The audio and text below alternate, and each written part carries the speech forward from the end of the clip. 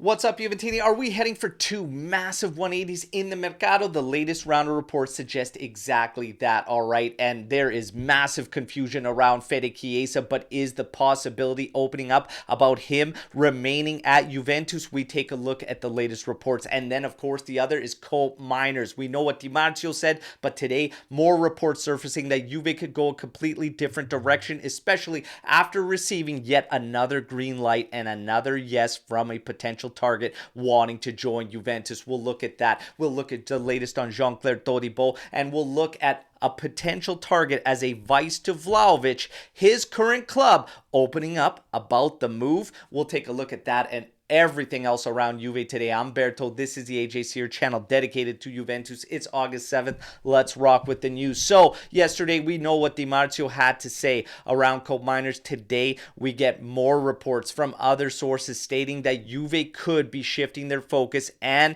backing off of Colt Miners, with Atalanta being unwilling to budge on their price, their demands, and even seeing him leave before that European Super Cup final. And with the injury to Scamacca, it was always going to be a big question mark. Are they more or less willing to move the player? But Juve could go all in on Nico Gonzalez. They are still going to push for counterparts in McKennie or Artur to be part of the deal to make it finalized. But the other part is Galeno, and yesterday after the meetings with Giuntoli and Juventus, the player has agreed and given his green light to join Juventus. But that should be no surprise. Getting players to say yes to Juve has not been an issue for Giuntoli, but we have to try and finalize the move. The price tag on Galeno is 35 million euros. But Porto has to comply with FFP, and they are wanting to sell ASAP. Juve could go in with their first offer at 25 million euros, but the latest round of reports suggest that it's Gonzalez and Galeno, and we back off of Colt Miners. What do you think about that play? Is that the right decision, or would you still stick at bringing in Colt Miners? Hit me in the comments. All right, now we get to Federico Chiesa, the other potentially big 180. Massive confusion around media today, okay, as you have reports surfacing that his agent has shopped him everywhere in Italy. Roma, Milan, Napoli, even Lazio trying to find a deal, and the player's wages have been the issue all along, all right, in terms of his demands and what he's being offered up.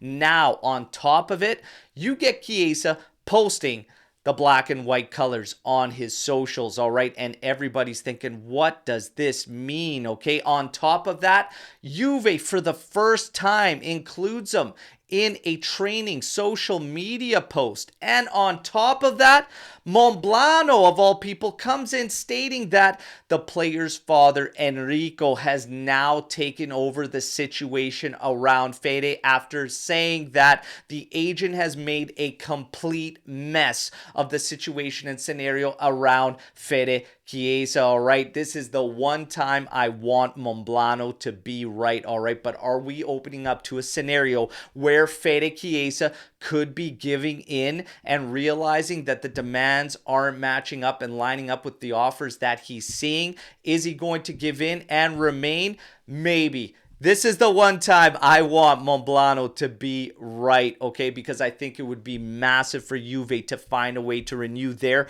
pick up another strong winger. This would remove some question marks around Yildiz, and if he can go for an entire season, all these comps, he could come in from a depth position. Weah would not have to be banked on, could come in from a depth position, all right, and allow other guys as well room to grow. I would love this, all right, but we have to see what is going on. Today, there is a lot of confusion around Fede, all right? Now, we get to the latest around Milik. Well, he could potentially be reintegrated into the squad. However, Genoa has eyes on Milik. Giardino wants Milik, all right, if anything were to happen with Retegui. But apparently, Genoa has started to open up to the possibility of losing Retegui.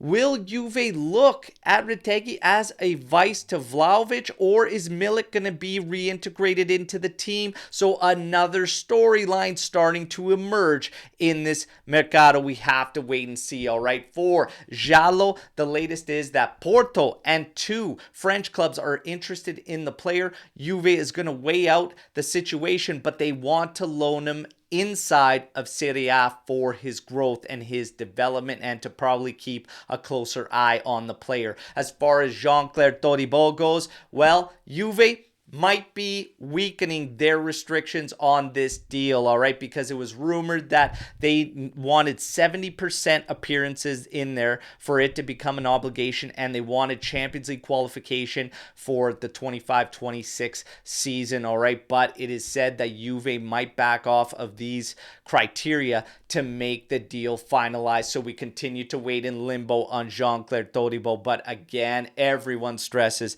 the player wants Juve. You know where I stand. Just get the deal done. But that is the latest. So hey, again, more and more questions opening up around Juve. Massive confusion around Chiesa, but you guys know the drill. Like the video, subscribe to the channel, join our AJC army, but let me know, what do you think Juventus should do in all these scenarios? Back off Coop, bring in Galeno and Gonzalez, and Chiesa push for that renewal, because all signs stated that Juve hasn't sent anything outside of that first bridge offer. Let's see what goes down, everybody. Until tomorrow's edition, as always, fino alla fine, forza Juventus, ciao tutti.